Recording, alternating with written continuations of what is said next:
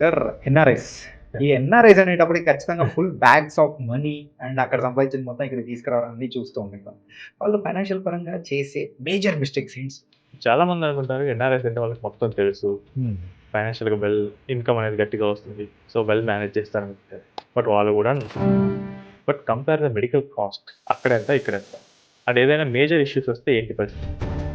So, ఇక్కడ మనకి medical cost ఎక్కువ ఉన్నా గానీ కంపేర్డ్ టు అదర్ కంట్రీస్ దీన్ని క్లోజ్ చేయరు. ఎన్ఆర్ఐ సేవింగ్స్ అకౌంట్ మెయింటైన్ చేయకూడదు. కొన్ని రకాల ఇన్వెస్ట్‌మెంట్స్ ఓన్లీ ఇండియన్స్‌కి మాత్రమే అలౌడ్. అది దాచిపెట్టి మీరు ఒకవేళ కేవైసీ స్టేటస్ అప్డేట్ చేసుకోకపోతే రేపు మీకు ప్రాబ్లమ్ అవుతుంది. Hi guys, welcome to wealth wagon.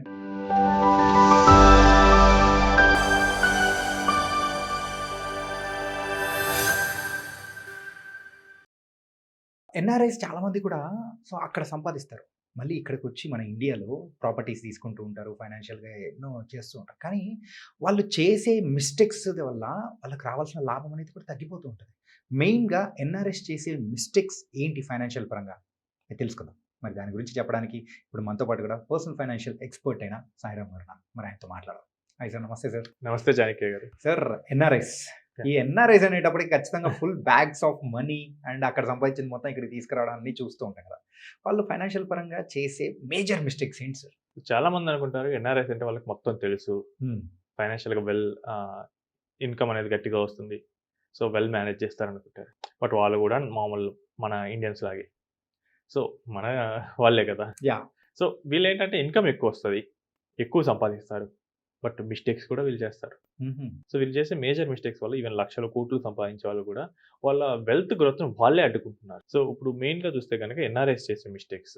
ఇప్పుడు ఎన్ఆర్ఐ అంటే ఏంటంటే మన దగ్గర నాన్ రెసిడెంట్ ఇండియన్. వాళ్ళేంటంటే మేబీ ఇప్పుడు చూస్తే గనక మనకి ఆహ్, ఎడ్యుకేషన్ పర్పస్ యూఎస్‌ఓ, యూకేనో వెళ్ళిన వాళ్ళు. లేదా job purpose US, UK, Dubai, Singapore ఇలా డిఫరెంట్ ప్లేసెస్‌లో వెళ్ళి సెటిల్ అయిన వాళ్ళు. వీళ్ళకేంటంటే ఇన్‌కమ్ ఎక్కువొస్తుంది. ఓకే. అండ్ చాలామంది మిడిల్ క్లాస్ వాళ్ళే ఎళ్తారు. రిచ్ క్లాస్‌కైతే గనక వాళ్ళకసలు అవసరం లేదు. ఎందుకంటే వాళ్ళకి ఆల్రెడీ మంచి ఆస్తులున్నాయి కాబట్టి ఇక్కడ ఉన్న బిజినెస్‌లు వాటిని మెయింటైన్ చేసుకుంటారు. పూర్ క్లాసా వాళ్ళింకా ఆ స్తోమత ఉంటుంది. మిడిల్ క్లాస్ యాస్పైరింగ్ కాబట్టి లోన్ తీసుకొనైనా గానీ వెళ్తారు. వీళ్ళకేంటంటే అంతకుముందు ఇక్కడ అంత మంచి ప్రాపర్టీస్ ఏమీ ఉండవు. ఉండేది కూడా చాలామంది అద్దెలలో ఉండొచ్చు. లేదా ఆస్తులు తక్కువ ఉండొచ్చు. సో, వీళ్ళు వెళ్లి సంపాదించడం మొదలు పెట్టగానే ఫస్ట్ వాళ్ళకి గుర్తొచ్చేదేంటంటే రియల్ ఎస్టేట్. ఇంకేది గుర్తురాదు. Real estate గుర్తొస్తది. నాకు తెలిసి దాదాపు చాలామంది ఇప్పుడు ఒక 10, 15 ఏళ్ల పాటు ఎడాపెడా రియల్ ఎస్టేట్‌లో పెట్టుబడులు పెట్టారు. ఎన్ఆర్ఐస్. సో, మేజర్ మిస్టేక్ ఏంటంటే రియల్ ఎస్టేట్‌లో టూ మచ్ ఇన్వెస్ట్‌మెంట్స్ చేస్తారు. ఓకే. కామన్‌గా ఎన్ఆర్ఐస్ చేసే మేజర్ మిస్టేక్స్ ఇదొకటి. సో, టూ మచ్ రియల్ ఎస్టేట్‌లో ఉంటే ఏమైద్దంటే మీకు ఏదైనా టైటిల్ ఇష్యూ ఉందనుకోండి. అది ఎంత ప్రాబ్లమ్ అవుతది? యాహ్! మీరొచ్చి ఇక్కడికొచ్చి దాన్ని సాల్వ్ చేయలేరు. వాడికేమైంది అవతలోడికి ఒక కేస్ పడేస్తాడు కోర్ట్‌లో. తెగేంత వరకు లాగుదాం అనుకుంటాడు. సో, చాలామంది ఏంటంటే టైటిల్ ఇష్యూస్ ఉన్నవాళ్ళు దాన్ని ఎంతో తొందరగా వదిలించుకుందాం అని చూస్తుంటారు. నెక్స్ట్ వచ్చేసరికి రియల్ ఎస్టేట్ ప్రాపర్టీస్‌లో ఒకవేళ అద్దె కోసం కూడా కొంతమంది ఇన్వెస్ట్ చేస్తారు. ఇక్కడ అద్దె మీద వచ్చే రిటర్న్, నెట్ రిటర్న్ చూసుకుంటే తక్కువగా ఉంటుంది. నెక్స్ట్ మెయింటెనెన్స్ ఇష్యూ అనేది ఉంటుంది. సో, ఈ ప్రాపర్టీస్‌ని ఇక్కడ మనం మెయింటైన్ చేయాలి. మీ దగ్గర ఒక ప్లాట్ ఉంది. దాన్ని ఊరక అలా ఖాళీగా ఉంచేస్తే కబ్జా చేసేస్తారు. అవును. సో, దాన్ని మెయింటైన్ చేయాలి. దాని చుట్టూ ఫెన్సింగ్ ఏసి ఎంత చూసుకోవాలి. నెక్స్ట్ ఏంటంటే లిక్విడిటీ ఉంటుంది. So, real estate itself is an illiquid asset. దానివల్లే మనకి మెయిన్‌గా రిటర్న్ కూడా వస్తుంది. సో, లిక్విడిటీ మనకు అవసరమైనప్పుడు మనం సెల్ చేయడం కష్టం. నెక్స్ట్ ఏంటంటే మొత్తం మేజర్ ఇన్‌కమ్ అనేది ఒకే అసెట్ క్లాస్‌లో ఇన్వెస్ట్ చేస్తారు. సో, ఆ రియల్ ఎస్టేటే పడిపోతే ఆ ఒకే అసెట్ క్లాస్ మళ్ళీ వితిన్ సేమ్ సిటీ. అక్కడ స్టక్ అయిపోయినట్టే. అక్కడ స్ట్రక్ అయిపోయినట్లే. సో, వెల్త్ పెరగదు. డైవర్సిఫికేషన్ ఉండదు. సో, ఇంకా జరిగేదేంటంటే ఈ రియల్ ఎస్టేట్ మేనేజ్ చేయడానికి కొంతసార్లు పవర్ ఆఫ్ అటార్నీ ఇవ్వాల్సొస్తది. సో, మనం ఈ రోజుల్లో చూస్తున్నాం. ఈవెన్ బ్రదర్స్ మధ్య, బ్లడ్ రిలేటివ్స్ మధ్య, తండ్రి కొడుకుల మధ్య కూడా ఆస్తుల మధ్య తగాదాలొస్తున్నాయి. సో, ఇక్కడ పవర్ ఆఫ్ అటార్నీ ఇచ్చేటప్పుడు జనరల్‌గా చాలా జాగ్రత్తగా ఇవ్వాలి. మీరు without any restrictions power of attorney ఇస్తే అది సమస్యలకు కారణం అవ్వచ్చు. ఓకే. చాలామంది ఇగ్నోర్ చేస్తారు. మంచి ఫ్రెండే కదా! లేదా మనకు తెలిసిన వాళ్ళే కదా! రిలేటివ్సే కదా! అని. బట్ ఫైనాన్షియల్ మ్యాటర్‌లో తమ్ముడే పేకాడు. అలానే ఉండాలి. చాలా నిక్కచ్చిగా ఉండాలి. సో, అది ప్రాబ్లమాటిక్‌గా ఉంటుంది. నెక్స్ట్ వచ్చేసరికి రియల్ ఎస్టేట్ అవసరమే. కానీ ఎంత మొత్తం అవసరం? దేని పర్పస్ అవసరం? అది మెయిన్ చూసుకోవాలి. ఓకే. మీరిక్కడ ఉండనప్పుడు మీరు 3, 4 ఇల్లులు కొనుక్కుంటే అవసరం ఏంటి? వేరే వాళ్ళ కోసం మీరు కొంటున్నట్లయితే. ఆ వచ్చే గ్రోత్ కూడా అంత ఏముండదు. మీరు చెప్తారు గ్రోత్ బాగానే పెరుగుద్దని. బట్ మీరు అమ్మంది ఆ గ్రోత్ ఎప్పుడు రియలైజ్ అవుద్ది? నా ప్రాపర్టీ బాగా పెరిగింది. బట్ నేను అమ్మితేనే కదా ఆ రియలైజేషన్ నాకు వచ్చింది. అవును. అది మిస్ అవుతూ ఉంటారు. నెక్స్ట్ వచ్చేసి చాలా మంది ఏంటంటే ఇండియాలో సరిపడా అడిక్వేట్ హెల్త్ ఇన్సూరెన్స్ తీసుకోరు. హ్మ్. అబ్రాడ్‌లో నేనున్నా గదా! నాకు ఇక్కడ కంపెనీ ఇస్తుంది. లేదా నేను పర్సనల్‌గా ఇండియాలో ఎందుకని. But compare the medical cost హ్మ్. అక్కడెంత, ఇక్కడెంత. రైట్. అండ్ ఏదైనా మేజర్ ఇష్యూస్ వస్తే ఏంటి పరిస్థితి? ఇండియాకి రావాల్సిందే. యాహ్! అండ్ ఈరోజు నేను ఈవినింగ్ ఇక్కడికొచ్చే ముందు ఒక క్లయింట్‌తో మాట్లాడాను. హ్మ్. యూకేలో. హ్మ్. అక్కడ పబ్లిక్ హెల్త్ సిస్టమ్ ఎలా ఉంటుంది? యూకేలో చూస్తే మీకు public health completely free. Okay. So, అక్కడేంటంటే ఏదైనా నార్మల్ ఇష్యూ వచ్చిందనుకోండి. హ్మ్. ఈ అపాయింట్‌మెంట్ మనం బుక్ చేసుకోవాలి డాక్టర్‌తో. ఈ కంప్లీట్ ప్రాసెస్ అంతా 6 నెలలు పడుతుందట. 6, 7 నెలలు. 6 మంత్స్. యాహ్! ఓకే. ఇప్పుడు నాకేదైనా జస్ట్ ఒక నార్మల్‌గా బ్యాక్ ఏక్ వచ్చింది. హ్మ్. నేను డాక్టర్ అపాయింట్‌మెంట్ కోసం 3, 4 నెలలు వెయిట్ చేయాలి. డాక్టర్ టెస్ట్‌లు ఇస్తారు. టెస్ట్ జరిగే వాళ్ళ కోసం మళ్ళీ అపాయింట్‌మెంట్. హ్మ్. మళ్ళీ రిపోర్ట్ వచ్చిన తర్వాత మళ్ళీ డాక్టర్‌ని కన్సల్ట్ అవ్వాలి. ఇది టైం పడుతుంది. ఈ లోపల మనిషి అనేవాడు ఉంటాడో పోతాడో కూడా నాకు అర్థం యాహ్! కాదు.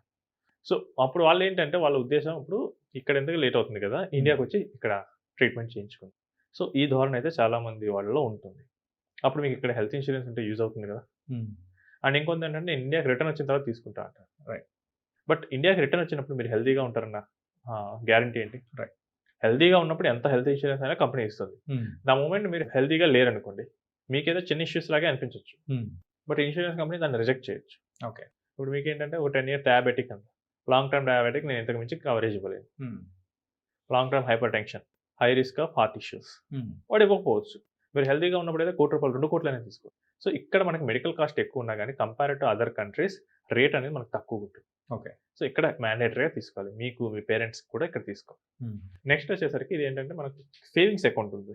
హ్మ్. ఇండియాలో ఉన్నప్పుడు మనకి సేవింగ్స్ అకౌంట్ ఇస్తారు. మీరు గాని, నేను గాని ఓపెన్ చేస్తే సేవింగ్స్ అకౌంట్ ఓపెన్ చేస్తాం. ఓకే. అది రెసిడెంట్ సేవింగ్స్ అకౌంట్. దీన్ని క్లోజ్ చేయరు. హ్మ్. ఎన్ఆర్ఐ సేవింగ్స్ అకౌంట్ మెయింటైన్ చేయకూడదు. As per FEMA they should not hold resident savings account. Okay. They should hold NRE or NRO accounts. Okay. NRE అంటే గనక వాళ్ళు dollars గాని, పౌండ్స్ గాని పంపించేది ఎన్ఆర్ఈ ద్వారా పంపిస్తారు. హ్మ్. ఇండియాలో దాన్ని ఎక్కడైనా ఇన్వెస్ట్ చేసుకోవచ్చు. అండ్ రివర్స్ ఇక్కడ ఎన్ఆర్ఈ అకౌంట్ ద్వారా చేసిన ఇన్వెస్ట్‌మెంట్స్ కూడా ఇక్కడ సెల్ చేసేసుకొని రివర్స్ మళ్ళీ పౌండ్స్ ఆర్ డాలర్స్ వాళ్ళు రిటర్న్ తీసుకెళ్ళొచ్చు. హుహు. ఎన్ఆర్ఓ అంటే గనక ఇక్కడ నాకు ఇన్‌కమ్ ఉంది. ఓకే. రెంట్ వస్తుంది. హ్మ్. లేదా నాకు ఇక్కడ ఏదో బిజినెస్ ఉంది. దాని ద్వారా ఇన్‌కమ్ వస్తుంది. అది నేను ఎన్ఆర్ఓలో నేను తీసుకొని నేను ఇక్కడ హ్యాండిల్ చేయొచ్చు. ఓకే.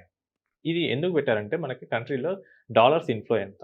ఎన్ఆర్ఐస్ ద్వారా మనకి ఎంత వస్తుంది? హ్మ్. ఈ క్లారిటీ రావడం కోసం గవర్నమెంట్ పెట్టింది. సో, చాలా మంది చేసే మిస్టేక్ ఏంటంటే దీన్ని క్లోజ్ చేయరు. హుహు. Maybe 1 or 2 years it's okay. But beyond that long టర్మ్‌లో కూడా ఆ! అట్లాగే వదిలిపెట్టేస్తారు. అట్లా ఉంటది కదా! ఉంచుకొని దాన్ని కంటిన్యూయస్‌గా వాడతారు. హుహు. అక్కడ ప్రాబ్లమ్ వస్తది. మీరు హోల్డ్ చేశారు, క్లోజ్ చేయలేదు. ఓకే. తెలీదు, క్లోజ్ చేయలేదు అని చెప్పొచ్చు. బట్ వాడతంటే హ్మ్. Ignorance of law is not an exemption.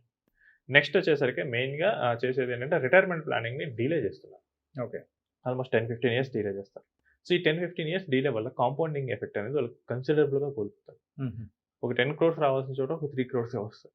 లేదా సేమ్ అమౌంట్ కోసం వాళ్ళు ఎక్కువ ఇన్వెస్ట్ చేయాల్సిన అవసరం ఉంటుంది. హ్మ్. ఈ రిటైర్మెంట్ ప్లానింగ్‌ని ఈ మధ్య యూఎస్ వాళ్ళు చాలా సీరియస్‌గా తీసుకుంటున్నారు. హ్మ్. ఎందుకంటే మీరు చూస్తే గనక ట్రంప్ ఇష్టం వచ్చినట్టు డెసిషన్స్ మారుస్తున్నారు. హ్మ్. మొన్న డిసెంబర్‌లో పెట్టిన హెచ్-1బీ వీసా అపాయింట్‌మెంట్‌లు అన్నీ క్యాన్సిల్ చేశాడు. అవును.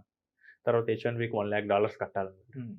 సో, ఇవి చూసి వన్ పాయింట్ మీరు ఇక్కడ ఉండొద్దు వెళ్ళిపోమంటే మనకేమి అక్కడ లీగల్‌గా పర్మనెంట్‌గా ఉండడానికి అర్హత లేదు. యాహ్!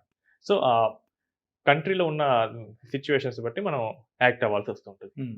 సో, సడెన్‌గా వెళ్ళిపోమంటే మనకి ఇక్కడ ఇండియాకొచ్చి హ్మ్. సేమ్ మళ్ళీ జాబ్ యూ హావ్ టు చేయడం స్టార్ట్ ఇష్టం ఉండదు స్టార్టింగ్. చాలా మందికి. హ్మ్. ఇప్పుడు అక్కడ ఒక ₹1,00,00,000 ప్యాకేజ్‌తో చేసేవాళ్ళు, 2,00,00,000 ప్యాకేజ్ చేసేవాళ్ళు ఇక్కడికొచ్చి 20,00,000తో చేయమంటే చేయలేరు. మేబీ వాళ్ళు ఫైనాన్షియల్ ఇండిపెండెంట్‌గా ఉంటే వాళ్ళకి నచ్చింది చేయొచ్చు. హ్మ్. బట్ ఫైనాన్షియల్ ఇండిపెండెంట్‌గా లేకపోతే ప్రాబ్లమ్ అదొక ఫేస్ ప్రాబ్లమ్ అవుతుంది. సో, వీళ్ళు గనక ప్రాపర్‌గా మెయింటైన్ చేసుకొని చాలామంది ఏంటంటే ఇప్పుడు 25-30 ఇయర్స్‌లో ఎళ్తున్నారు.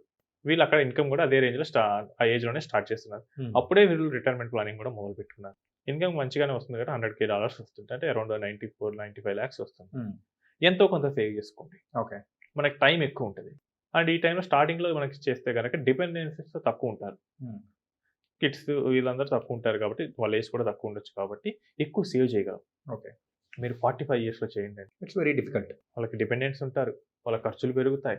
అక్కడ మనకేంటంటే నెట్ సేవింగ్స్ అనేది తగ్గుతుంది. మీకు హ్మ్. ఇన్‌కమ్ ఎక్కువ ఉండొచ్చు. బట్ నెట్ సేవింగ్స్ అనేది పర్సెంటేజ్ అనేది తగ్గుతూ ఉంటుంది. ఓకే. సో, అది మిస్ అవుతారు. సో, రిటైర్మెంట్ ప్లానింగ్ చాలా డిలే చేస్తారు. రిటైర్మెంట్ ప్లానింగ్ డిలే చేయడం వల్ల కొంచెం ఎక్కువ స్ట్రెస్‌లో ఉంటారు. హుహు. ఇప్పుడు ఇదే ఒక person H-1B visa appointment cancel చేశారు. ఎంత హ్మ్. స్ట్రెస్‌లో ఉంటాడు? యాహ్! అయ్యో! కంపెనీ ఎంతకాలం వెయిట్ చేస్తారు. సో వాళ్ళు తీసేస్తారనే స్ట్రెస్ ఉండొచ్చు. But he had a good retirement corpus. తీసేసినా ఏం కాదు, I will come to India, నాకు నచ్చింది నేను చేసుకుంటాను, ఆ కాన్ఫిడెన్స్ వస్తుంది. నెక్స్ట్ మేజర్ మిస్టేక్ ఏంటంటే చాలామంది చేసే ఇన్వెస్ట్మెంట్స్లో కేవైసీ స్టేటస్ని అప్డేట్ చేయాలి. కొన్ని రకాల ఇన్వెస్ట్మెంట్స్ ఓన్లీ ఇండియన్స్కి మాత్రమే అలౌడ్. ఉదాహరణకు ఎన్పిఎస్లో మీరు ఇన్వెస్ట్ చేయాలంటే ఓన్లీ రెసిడెంట్ ఇండియన్గా ఉన్నప్పుడు ఇన్వెస్ట్ చేయొచ్చు. ఓకే. మీరు ఎన్ఆర్ఐగా మారితే కనుక మీరు ఇన్వెస్ట్ చేయడానికి ఎలిజిబిలిటీ ఉండదు. అది దాచిపెట్టి మీరు ఒకవేళ కేవైసీ స్టేటస్ అప్డేట్ చేసుకోకపోతే రేపు మీకు ప్రాబ్లం అవుతుంది. అండ్ కొన్ని రకాల ఇన్వెస్ట్మెంట్స్ ఎన్ఆర్ఐస్ చేయకూడదు. ఓకే. ఉదాహరణకు అగ్రికల్చర్ ల్యాండ్ కొంటాం. సో అగ్రికల్చర్ ల్యాండ్ కొంటాం, ప్లాంటేషన్ ప్రాపర్టీస్, ఫామ్ హౌసెస్, ఇలాంటివి అనేవి ఎన్ఆర్ఐస్కి ఎలిజిబిలిటీ లేదు. ఓన్లీ రెసిడెంట్ ఇండియన్సే కొనాలి. ఇప్పుడు చూడండి, బట్ మళ్ళీ ఎంతమంది ఎన్ఆర్ఐస్ కొంటారు వీటన్నిటిని. ఇదే according to FEMA it is a violation of law. దొరికితే కనుక హెవీ పెనాల్టీస్ ఉంటాయి. మీరు చేసిన మానిటరీ వాళ్ళకి డబుల్ ట్రిపుల్ కూడా వేయచ్చు. ఓకే. నాకు తెలియదు అని చెప్పడానికి అక్కడ ఉండదు, ఆప్షన్ అనేది ఉండదు. They have to be careful. మెయిన్గా ఇంకోటి ఏంటంటే క్రాస్ బోర్డర్ ట్యాక్సేషన్ అనేది చూసుకోవాలి. నేను కామన్గా చూస్తున్న మిస్టేక్ ఏంటంటే ఎన్ఆర్ఈ అకౌంట్లో ఎఫ్డీస్ చేస్తారు. ఎన్ఆర్ఈ అకౌంట్లో ఎఫ్డీ చేస్తే ట్యాక్స్ ఫ్రీ ఇండియాలో, బట్ మీ కంట్రీలో ట్యాక్స్ ఫ్రీయా కాదు, చూసుకోవాలి. ఇప్పుడు యూఎస్లో ఒక పర్సన్ ఉన్నాడు, ఈ invested around 1 crore in NRE account FD చేశాడు. ఒక 6 lakhs ఇన్కమ్ వచ్చింది. This 6 lakhs income is exempt from income tax in India, but US May tax it. Cross border rules కూడా వాళ్ళు వెరిఫై చేసుకోవాలి. చేసుకోకపోతే ప్రాబ్లం అవుతుంది. కొన్ని కంట్రీస్ ఏంటంటే మనకి చాలా ఫ్లెక్సిబిలిటీ ఉంటుంది. ఉదాహరణకు చూసుకుంటే కనుక మనకి సింగపూర్ కంట్రీ. సింగపూర్ వాళ్ళు ఇండియన్ మ్యూచువల్ ఫండ్లో ఇన్వెస్ట్ చేస్తే ఇండియాకి సింగపూర్కి ఉన్న అగ్రిమెంట్ ప్రకారం they cannot tax. Okay. India cannot tax. And సింగపూర్లో క్యాపిటల్ గెయిన్స్ ఉంటుంది, అక్కడ అడ్వాంటేజ్. బట్ కొన్ని కంట్రీస్కి ఏంటంటే ప్రాబ్లమాటిక్గా కూడా ఉంటాయి. ఓకే. ఉదాహరణకు చూస్తే కనుక కెనడా ఏంటంటే ప్రూని ట్యాక్సేషన్ ఫాలో అవుతుంది. అంటే మీరు ఇండియాలో ఇన్వెస్ట్ చేస్తే ఆ మార్కెట్ వాల్యూ ఎంతైతే పెరిగిందో దాని ప్రకారం వాళ్ళు అక్కడ ట్యాక్స్ కట్టాలి. సేమ్ మళ్ళీ ఇండియా కూడా ట్యాక్స్ చేస్తుంది, డబల్ ట్యాక్స్ ఉంటుంది అక్కడ. అంటే అవాయిడ్ పర్సంటేజ్ తగ్గుద్ది, బట్ ఇక్కడ ఇండియా కూడా ట్యాక్స్ వేయచ్చు, సేమ్ కెనడా కూడా ట్యాక్స్ వేయచ్చు. సో మన క్రాస్ బార్డర్ మీద, మన ట్యాక్స్ మీద మనకు అవగాహన అనేది చూసుకోవాలి. ఓకే. సో క్రాస్ బార్డర్ ఎక్స్పర్ట్ని కన్సల్ట్ అవ్వాలి. సో ఇది కన్సల్ట్ అవ్వరు చాలా మంది. ఈ మేజర్గా ఈ మిస్టేక్స్ చేస్తూ ఉంటారు. కంట్రీకి డిఫరెన్సెస్ అనేది కూడా ఉంటాయి కాబట్టి అది కూడా వాళ్ళు పర్టికులర్గా చూసుకొని మరి వెళ్ళాలి. 190 కంట్రీస్ ఉంటాయి, డిఫరెంట్ రూల్స్, 190 డిఫరెంట్ రూల్స్ ఉంటాయి. మీరు ఏ కంట్రీలో ఉన్నారు దాని ప్రకారం మీరు యాక్ట్ అవ్వాలి. ఓకే. Nice sir. ఎన్ఆర్ఎల్స్ నార్మల్గా ఊరికే పెట్టేస్తూ ఉంటారు, they are getting a huge amount అనుకుంటాం, కానీ వాళ్ళు చేసే మిస్టేక్స్ అనేది కూడా వాళ్ళకు కూడా ఎంత కాస్ట్ అనేది కూడా అవుతుందని అది ఇన్కమ్ ఎక్కువ ఉంటే మిస్టేక్ చేస్తే కాస్ట్ కూడా ఎక్కువే ఉంటుంది. కాస్ట్ కూడా ఎక్కువ. ఇప్పుడు ఏంటంటే ఒక 50,000 శాలరీ వచ్చేవాడు చిన్న మిస్టేక్ చేస్తే మహా అయితే 50,000 లాస్ అవుతాడు. అదే 5 లక్షలు చేసేవాడు మిస్టేక్ చేస్తే 5 లక్షలు లాస్. ఎన్ఆర్ఎల్ కోట్లలో శాలరీస్ వస్తాయి, అక్కడ వాళ్ళకి ఇంకా ఇంపాక్ట్ ఎక్కువ ఉంటుంది. సో నైస్ సార్, అండ్ చాలా చక్కగా వివరించారు. Thank you so much.